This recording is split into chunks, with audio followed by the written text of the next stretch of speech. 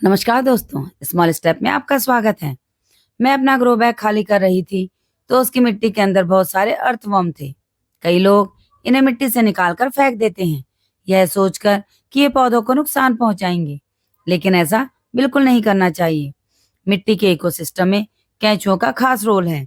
अगर हम इन्हें अपनी मिट्टी में पनपने की जगह दें तो ये हमारा और किसानों का काम काफी आसान कर देते हैं। लेकिन ये उसी मिट्टी में होते हैं जहाँ पर खेती के लिए केमिकल का प्रयोग नहीं किया जाता। और जब हम अपनी मिट्टी को पोषण देने के लिए ऑर्गेनिक मैटर का प्रयोग करते हैं तो उस ऑर्गेनिक मैटर की वजह से केंचुए पैदा होते हैं। यह हमारी मिट्टी और पौधों को कोई नुकसान नहीं पहुंचाते, बल्कि जो ऑर्गेनिक मैटर हम डालते हैं यह उसको खाकर मल के रूप में बाहर निकालते हैं, यानी उसको कंपोस्ट में बदल देते हैं। इनके मल में बहुत सारे पोषक तत्व होते हैं जिनकी जरूरत पौधों को होती है, जैसे नाइट्रोजन, फास्फोरस, पोटेशियम। इसलिए यह कहना गलत नहीं होगा कि केंचुए धरती के इंजीनियर हैं, क्योंकि यह हमारे बायो और ऑर्गेनिक वेस्ट को डिकम्पोस्ट करते हैं।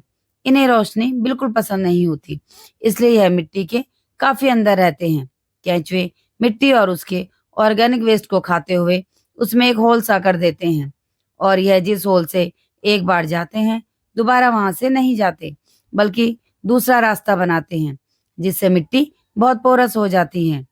इन बारीक छेदों के कारण मिट्टी के अंदर ऑक्सीजन का संचार भी अच्छा खासा हो जाता है और पौधों की जड़ें पूर्ण रूप से विकास कर पाती हैं।